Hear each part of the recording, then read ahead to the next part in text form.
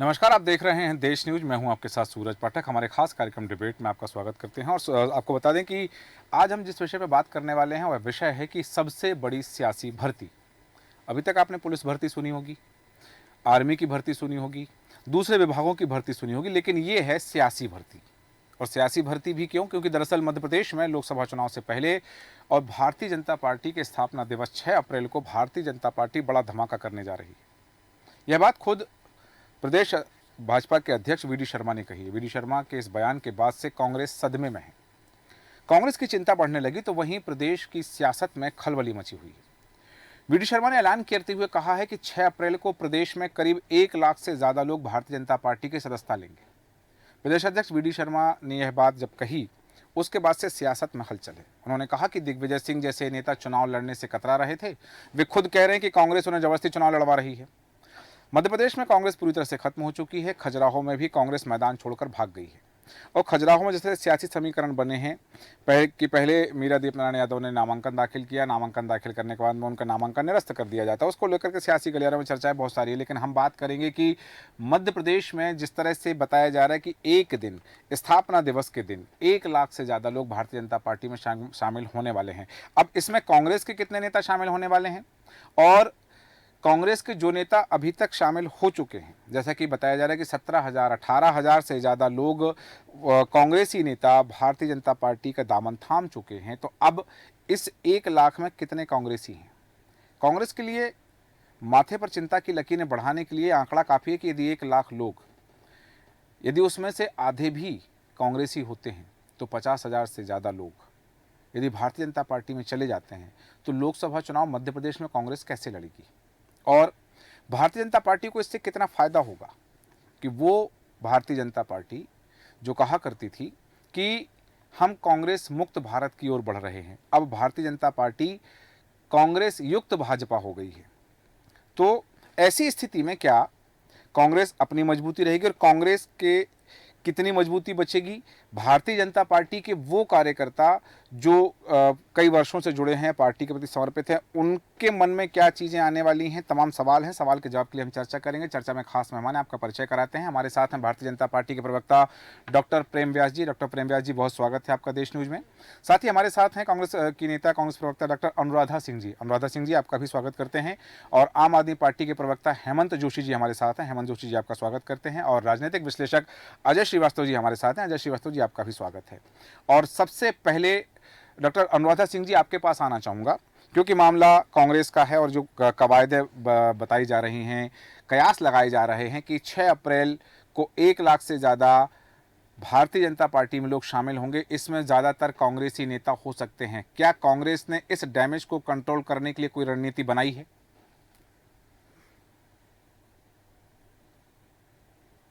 देश न्यूज के सभी दर्शकों को, पाठक सर आपको और सभी सम्मानित पैनलिस्ट को मेरा नमस्कार। देखिए sir, Bharatiya Janata party event करने में माहिर है, देश की जनता जानती है। खुद में भी आप देखें, बड़ी बड़ी बातें कही गई भारतीय जनता पार्टी के द्वारा। जी, आज बेरोजगारी क्या भयावह स्थिति में है देश की, भारतीय जनता पार्टी का प्रशासन है। मैं आपको बताना चाहूंगी, जी, कहां गए वो वादे? 2 करोड़ नौकरियों की बात की थी और आज देखिए देश की इतनी भयावह स्थिति है कि 40% ग्रेजुएट्स नौकरी तलाश नहीं छोड़ चुके हैं। कहां जा रहा है देश? ठीक। अनुराधा सिंह जी, मेरा जो और सवाल दूसरी चीज मेरा बात मेरा जो बताइए, सवाल है बड़े वादे किए गए थे जी, कि भैया 15 लाख रुपए आएंगे। डॉक्टर अनुराधा सिंह जी, मेरा सवाल है कि क्या सर यदि मुझे कंप्लीट कर लेने दीजिए पाठक सर। नहीं, मेरा निवेदन ये है कि सवाल का जवाब देने की बात रखें कि ये जो चीज है कि क्या इस डैमेज को कंट्रोल करने के लिए कांग्रेस के पास कोई नीति है या ये 1 लाख लोग भारतीय जनता पार्टी में चले जाएंगे, जैसे अभी तक 18,000 लोग जा चुके हैं?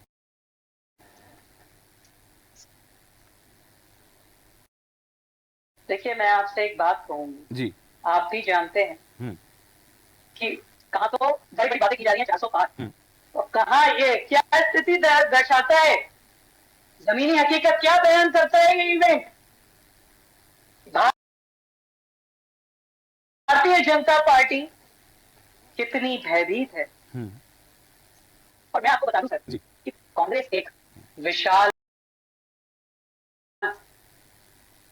वृक्ष है, वट वृक्ष है। और मैं कांग्रेस सदियों से, जैसे समुद्र होता है, सभी नदियां समुद्र में आके समाहित होती हैं, एक विशाल समुद्र है कांग्रेस पार्टी। और कांग्रेस का प्रत्येक कार्यकर्ता, हाँ आप देखिए आगामी लोकसभा चुनाव में देखिएगा आप कांग्रेस का कितना शानदार प्रदर्शन रहता है। और हमें कांग्रेस की नीतियां सदैव देश ने देखा है, क्योंकि कांग्रेस का आज मैनिफेस्टो जारी हुआ है। हाँ। देखिए सर, देश हित की बात है। आप देश, आपका चैनल पे इतना क्या है, देश चैनल, तो आप हमेशा देश हित की बात करते हैं। देखिए युवा न्याय, जैसा मैंने आपको कहा, आज युवा बेरोजगार है। 40% ग्रेजुएट जो बेरोजगार है, कांग्रेस ने क्या कहा है कि हर शिक्षक युवा को 1 लाख की अप्रेंटिसशिप का अधिकार दिया जाएगा। नारी न्याय, वापस आता हूँ आपके पास, किसान न्याय, श्रमिक न्याय, हिस्सेदारी न्याय। वापस आता हूँ हम अपने विषय पे, विषयांतर नहीं होंगे। ठीक है डॉक्टर सिंह, मैं वापस आता हूँ आपके पास में। डॉक्टर प्रेमव्यास जी, आपके पास आना चाहूंगा कि जिस तरह से बात हो रही, भारतीय जनता पार्टी एक अनोखे अंदाज में अपना यह स्थापना दिवस मनाएगी। और जैसा कि डॉक्टर अनुराधा सिंह जी ने अभी कहा कि भारतीय जनता पार्टी भयभीत है, इसलिए वो लोगों को अपने में मिला रही है, भीड़ बढ़ा रही है, तो ये बात से कितना इत्तेफाक रखते हैं आपकी, भारतीय जनता पार्टी भयभीत है और ये अनोखा तरीका कि 1 लाख लोगों को भारतीय जनता पार्टी की सदस्यता मध्य प्रदेश में दिलाई जानी है, इस पर आपकी टिप्पणी चाहता हूं।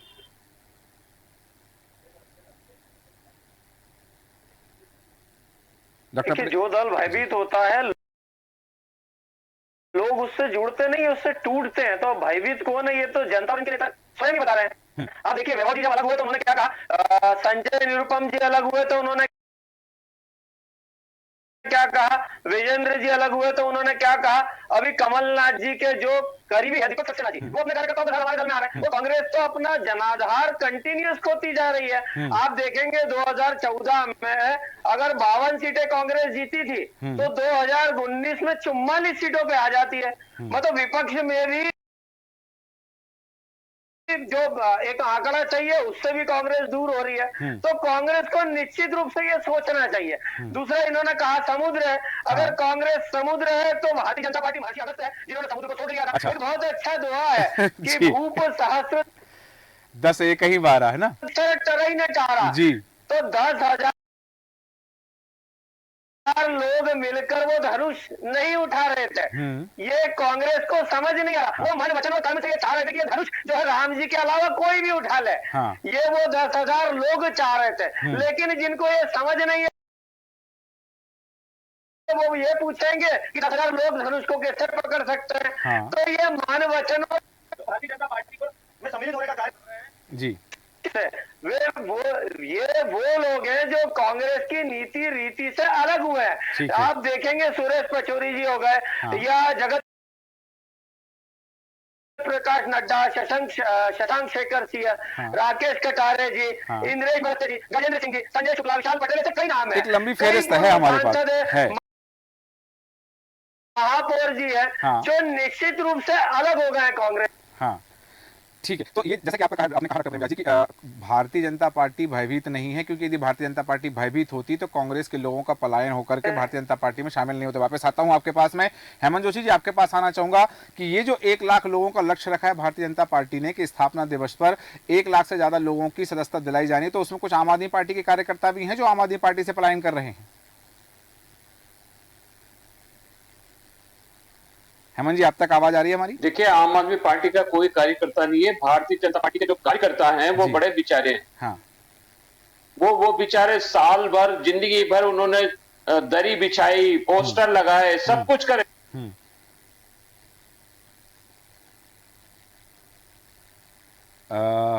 हेमंत जी, आपकी आवाज हम तक पर्याप्त नहीं आ पा रही है, कुछ तकनीकी खामी है संभवतः। वापस आता हूं आपके पास में।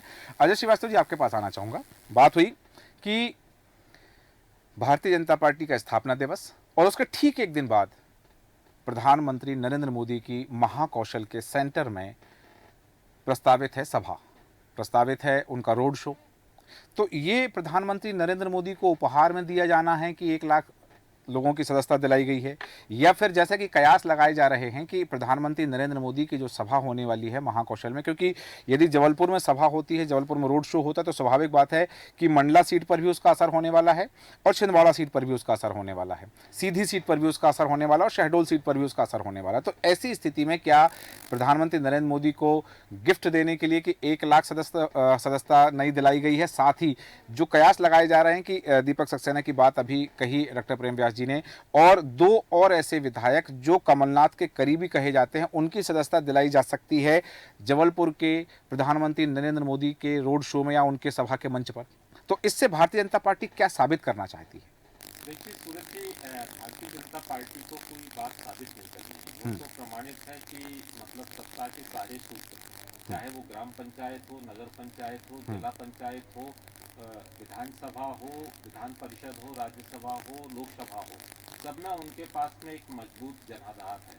जहाँ तक ये 1 लाख लोगों का है वो एक दृष्टि से हो सकता है, लेकिन जो मूल रूप से जो बात आ रही है उसका प्रमुख कारण वापस आता हूँ अजय जी आपके पास में, जिस तरह से बात हुई है कि इन तमाम चीज़ों में अभी एक बात निकल के सामने आ रही है कि ये तमाम कवायद की जा रही है। अभी तक एक लंबी फेरिस्त है और उस फेरिस्त में बहुत सारे नाम सामने आए हैं, और उन नामों को यदि हम बात करें, जगत प्रकाश जैसे ये बात हुई है, जगत बहादुर सिंह अन्नू की बात हुई है, और शशांक शेखर की बात हुई है। विदिशा से टीकमगढ़ से 18 सदस्यों ने बीजेपी के, 12 फरवरी को उज्जैन से 8 और विदिशा से 11 नेता बीजेपी में शामिल हुए हैं। गंज बासौदा और सीधी से 14 फरवरी को 4 सदस्य बीजेपी में शामिल हुए हैं। गंज बासौदा से ही और इंदौर से 3 लोगों ने भारतीय जनता पार्टी ज्वाइन की है। नर्मदापुरम से 1500 से ज़्यादा कार्यकर्ता भारतीय जनता पार्टी में जुड़े हैं। बड़वानी और छिंदवाड़ा से 100 से ज़्यादा कार्यकर्ता जुड़े हैं। 15 फरवरी को एक बार फिर नर्मदापुरम से 5 लोगों ने कांग्रेस छोड़कर के भारतीय जनता पार्टी का दामन थामा है। 20 फरवरी को दमोह में 2 दर्जन से ज़्यादा लोग कांग्रेस नेता जो रहे हैं बीजेपी में शामिल हुए हैं। भोपाल में कई अधिवक्ताओं ने बीजेपी की सदस्यता ली। तो ये जो तमाम चीज़ें, जैसा आपने कहा कि बीजेपी को कुछ साबित नहीं करना है, लेकिन कांग्रेस से पलायन लगातार जारी है। जी श्रीवास्तव जी, ऐसा है कि मैं आपको बताता हूं जी कि कांग्रेस जो है कि कांग्रेस में कोई एक दिन का ये नहीं है नुकसान जी, ये नुकसान लगभग 50-60 साल पुराना है जी। ये उस दिन उसकी नींव पड़ गई थी जिस दिन कांग्रेस में आइडियोलॉजी जो उसकी विचारधारा है उसका समय समय समाप्त हो गया। जब व्यक्ति जब तक मजबूत रहता है तो कांग्रेस में जो व्यक्तिवाद चला, परिवारवाद चला, तो हर जगह उसकी शाखाएं बटी। वो विचारधारा की बजाय उसमें समर्थकों का एक आ गया कि कौन किस नेता का समर्थक है। तो वो जो समर्थन है वो ग्राम पंचायत से शुरू होकर केंद्र तक गया, परिवार तक।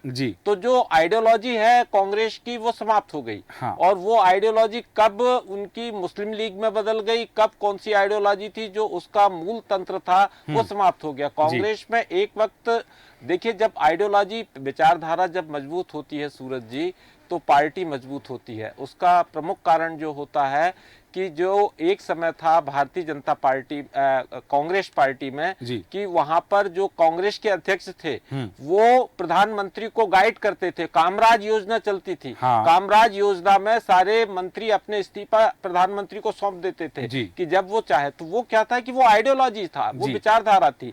तो जब विचारधारा जो है किसी भी राजनीतिक पार्टी की वो एक रेल की पटरी के समान होती है और उसके ऊपर ही जो राजनीतिक पार्टी है वो अपनी ट्रेन चला सकती है। तो कांग्रेस में जब विचारधारा का धीरे धीरे हुआ, कई टुकड़े हुए, निजलिंगप्पा हुए, फिर संगठन कांग्रेस बनी, फिर ब्रह्मानंद रेड्डी थे उस टाइम पे वो अलग हुए, फिर उसके बाद में 80 में कांग्रेस इंदिरा बनी जी। तो जो बनते बनते सनय सनय उसमें जो समापन होते गया विचारधारा का, आज कांग्रेस में यदि कोई चीज विलुप्त हुई है तो विचारधारा है। जो आज यदि भारतीय जनता पार्टी समृद्ध है तो उसका कारण है विचारधारा।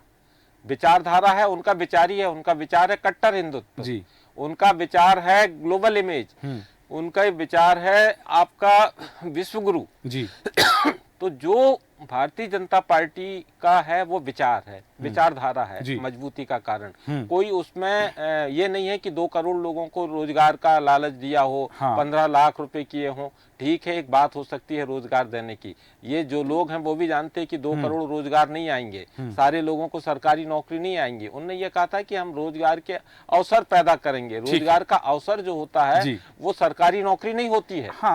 तो स्वरोजगार जो भी होता बातें है उसका। होती हैं, जो उस आइडियोलॉजी होती है, कांग्रेस जो थी, जी। जो एक आजादी का आंदोलन लेकर आई थी, हाँ। और उसने मतलब जो था भारतीय जनता पार्टी का जो विचार रूप है उसके लिए उस आगे बढ़ाया। ठीक है, जी। वापस आता हूं आपके पास में। जिस तरह से अजय श्रीवास्तव जी ने कहा, डॉक्टर अनुराधा सिंह जी आपके पास आना चाहूंगा कि कांग्रेस की विचारधारा जो रही उसमें एक परिवर्तन आता गया। लोग पार्टी के प्रति आसक्त ना होकर के व्यक्ति के प्रति आसक्त होते गए, जिसका परिणाम यह है कि यदि एक व्यक्ति गया तो उसके साथ उसके समर्थक सारे चले गए हैं। इस कारण से कांग्रेस में ज्यादा डैमेज ये चीजें हो रही हैं। आपको लगता है कि कांग्रेस में ये खामी रही है शुरू से?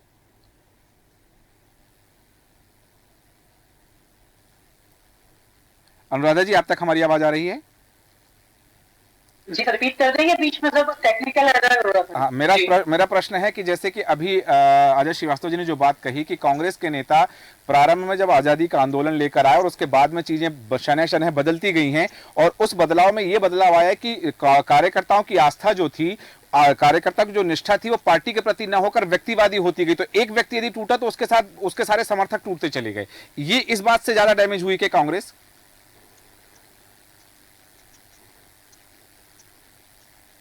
संभवतः कुछ तकनीकी खराबी के कारण। जी जी जी, बताइए। कांग्रेस ने सदैव, जी। आप जो आजाद चाहे आप बात आ रही है इसमें? जी जी, आ रही, बताइए। मैं ये आपको बताना चाहूंगी, और ये इतिहास गवाह है, देश की जनता जानती है कि चाहे देश की स्वतंत्रता आंदोलन में कांग्रेस ने अनेकों कुर्बानियां दी देश हित में, और देश के आजाद होने के बाद में आपको पता है कि हमारे भारत में खाद्य भी पूरी तरीके से भारतवर्ष के लिए नहीं हो पाता था। ये कांग्रेस की नीतियां थी कि आज हम एक फूड एक्सपोर्टर हैं, और कांग्रेस की नीतियां थी कि हमने देश को, एक कृषि प्रधान देश को, जो हमारा देश कृषि प्रधान था, उसको इंडस्ट्रियल। इसका श्रेय तो प्रधानमंत्री नरेंद्र मोदी लेते हैं, और वो कहते हैं कि देश के 80 करोड़ लोगों को मुफ्त में अनाज बांट रहे हैं। इसका श्रेय तो नरेंद्र मोदी लेते हैं। जी।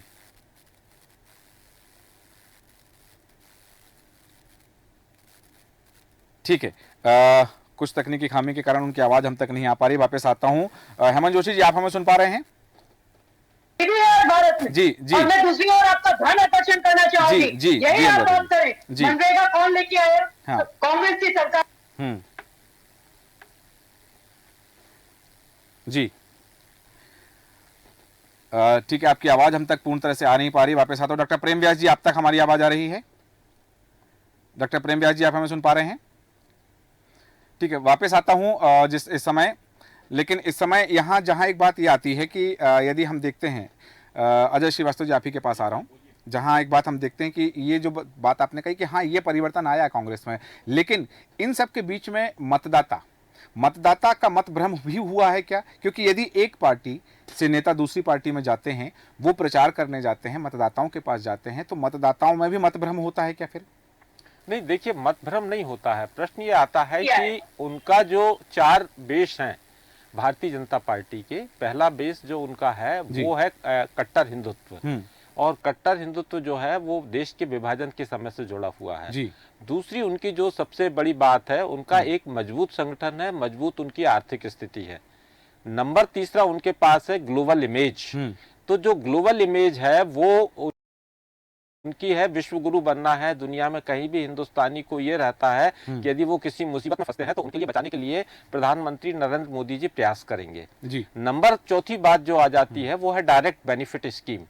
कितनी बेनिफिट स्कीम है? राज्य सरकारों की बेनिफिट स्कीम है, केंद्र सरकार की है, मतलब वो किसान सम्मान निधि है, तो युवाओं के लिए आपका डायरेक्ट जो बैंकों से उनके लिए मिल रहा है। हाँ। कई इस प्रकार की बातें जो हैं उसके कारण हो रहा है। तो जो भारतीय जनता पार्टी का जो मजबूत स्थिति है, तो जो उसका ग्राउंड रूट वर्कर है वो है। कांग्रेस की 2 बड़ी कमी रही। कांग्रेस ने सबसे पहली चीज तो ये रहा कि उन्होंने जो महात्मा गांधी की एक उन्होंने आइडियोलॉजी में अपना ऐड किया था कि रघुपति राघव राजा राम। हाँ। तो जो उनके राम थे उसको कांग्रेस ने काल्पनिक बता दिया। और दूसरी बात जो आई है सूरज जी, वो महत्वपूर्ण यह है कि उन्होंने लिखा, गांधी जी ने, एक्सपीरियंस माई ट्रुथ जी। तो जो सत्य जो है, सत्य के ऊपर भी चलने की कोशिश करनी चाहिए। लेकिन कांग्रेस के जो एक धड़ा रहा, वामपंथी धड़ा रहा, कुछ उसमें कांग्रेस के मतलब इस प्रकार की बात रही कि एक वोट बैंक बन गया अल्पसंख्यक। तो इसके कारण उन्होंने क्या किया, सत्य को नकारा।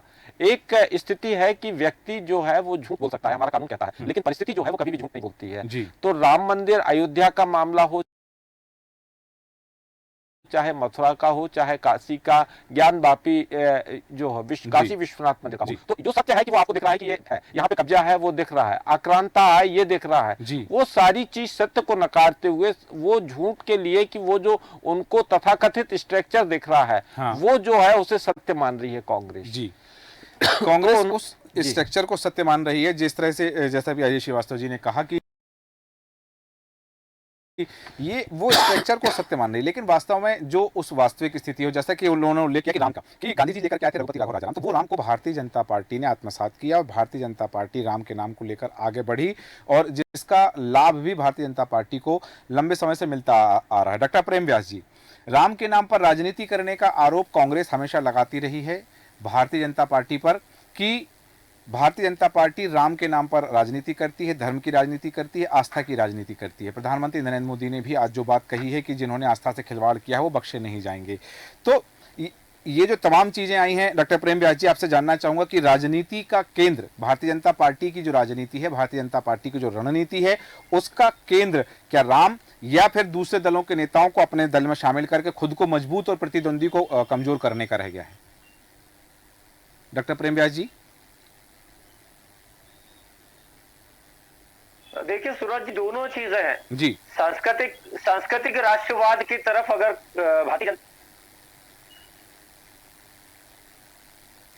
भारतीय जनता पार्टी सांस्कृतिक राष्ट्रवाद के साथ में विकास की राजनीति कर रही है। आप देखिए आज IIM, IIT के निर्माण, एयरपोर्ट्स के निर्माण, पर डे सड़कों के निर्माण, जिस तरह से अभी डिफेंस में 21,000 करोड़ रुपए के आसपास हमने डिफेंस के जो उपकरण जो बेचे, हर बार हम निर्यात करते थे, हम आयात करते थे, हम निर्यात कर रहे हैं।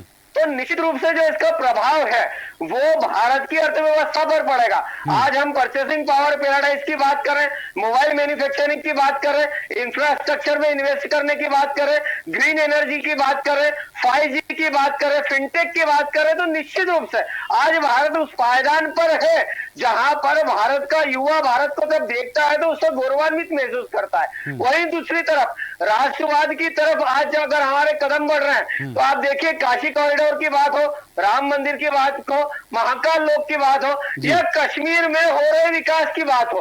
आज कश्मीर में झंडा फहराया जा रहा है, 60,000 करोड़ रुपए का इन्वेस्टमेंट मात्र कश्मीर में आ रहा है। तो निश्चित रूप से हम एक तरफ सांस्कृतिक राष्ट्रवाद और दूसरे हाथ में विकास, इन दोनों को साथ में लेकर चल रहे हैं। अगर बहुआयामी गरीबी से लगभग 30 करोड़ लोग बाहर हो रहे हैं, तो हमारी योजना और नीति और रीति के साथ हो रहा है। पूर्व की सरकारें बात करती थी गरीबी हटाने की, हमने गरीबी हटाकर बताई है। पूर्व की सरकारें बात करती थी सुरक्षा की, हमने सुरक्षा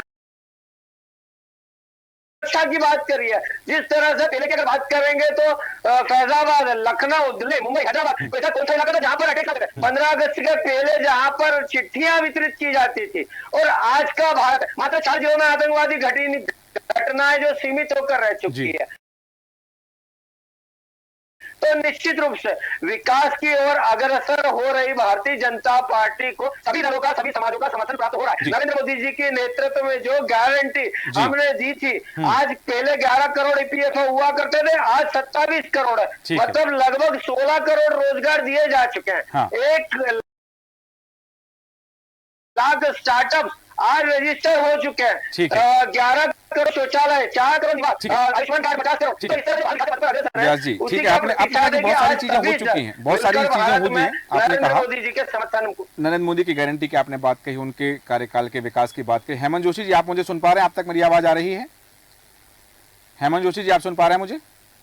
जी हेमंत जोशी जी, मेरा जो पहला सवाल था उस पर उत्तर नहीं आ पाया था कि क्या 1 लाख कार्यकर्ता यदि जा रहे हैं तो उसमें आम आदमी पार्टी के भी कुछ कार्यकर्ता होंगे जो भारतीय जनता पार्टी का दामन थामेंगे? पहला सवाल। दूसरा सवाल मेरा आपसे ये भी है कि जो बात अभी उन्होंने कही, डॉक्टर प्रेम व्यास जी जो बात कह रहे हैं कि प्रधानमंत्री नरेंद्र मोदी की गारंटी है और लोग भारतीय जनता पार्टी से आसक्त हो रहे हैं, उसकी रीति नीति से प्रभावित हो रहे हैं, इसलिए अपना दल छोड़ करके वो भारतीय जनता पार्टी का दामन थाम रहे हैं।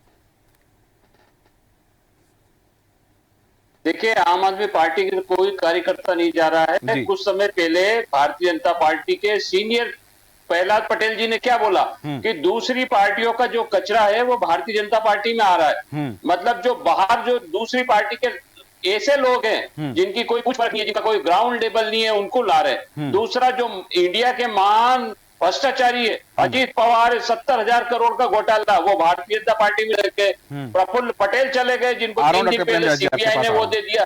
मुकुल राय चले गए, सुबुंध अधिकारी चले गए, हसन मुशर्रफ चले गए। तो जो देश के बड़े बड़े भ्रष्टाचारी हैं वो भी जा रहे हैं भारतीय जनता पार्टी में। भारतीय जनता पार्टी कोई ऐसा दल नहीं रह गया जिसकी सुचिता और बड़ी आदर्श वाली बातें होंगी। ठीक है, जैसा प्रहलाद पटेल जी ने कहा कि भाई सारा कचरा यहाँ आ रहा है, गीला कचरा, सूखा कचरा उन्होंने गिनाया था, और आपने कहा कि सारे भ्रष्टाचारी भारतीय जनता पार्टी में जा रहे हैं। डॉक्टर प्रेम व्यास जी, आप कुछ कहना चाह रहे थे, अपनी प्रतिक्रिया रखें।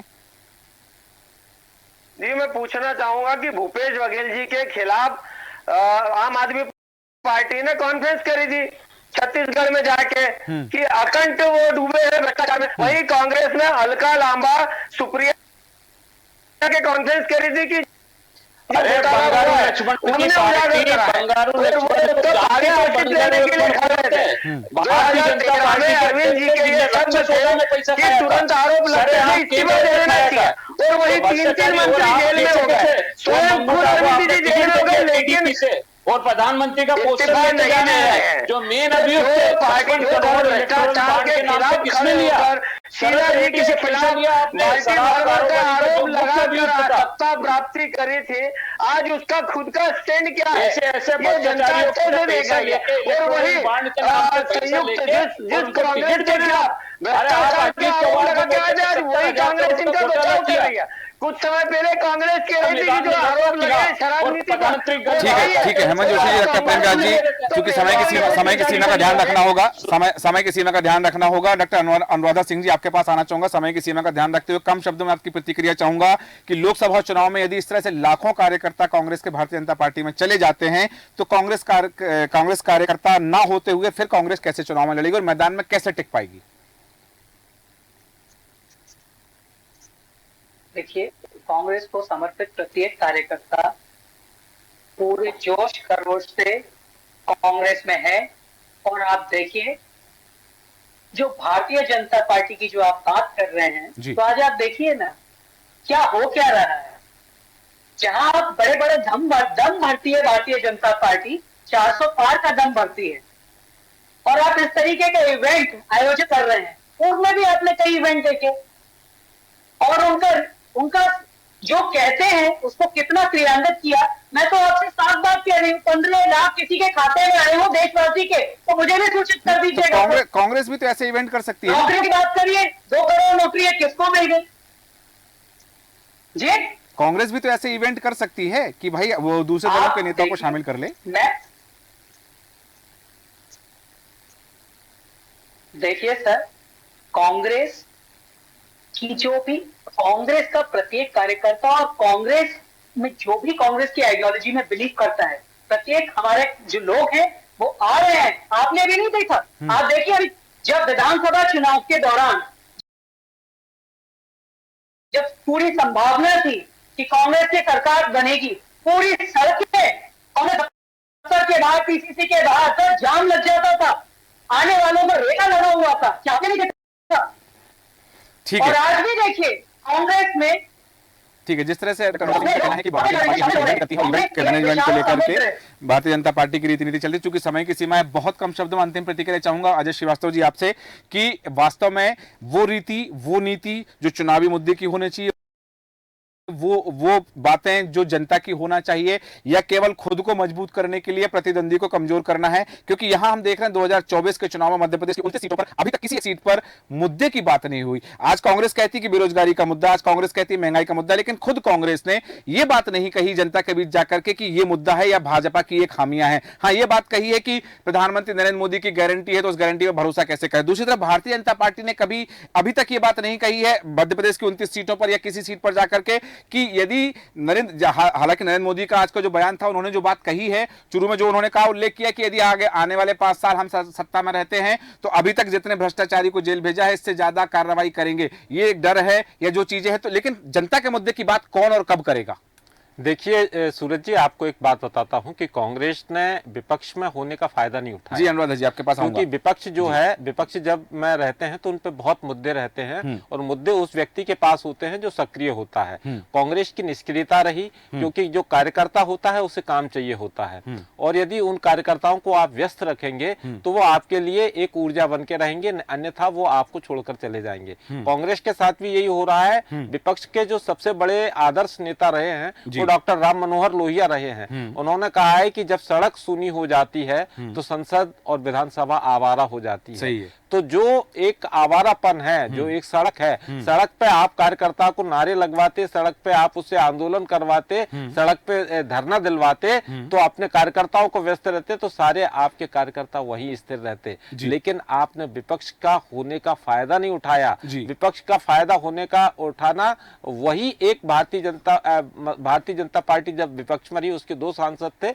लेकिन उन्होंने अपना धरना, उन्होंने अपने प्रदर्शन कभी नहीं छोड़े। उन्होंने विपक्ष का भी फायदा उठाया। और ये बात बता दूं मैं आपके लिए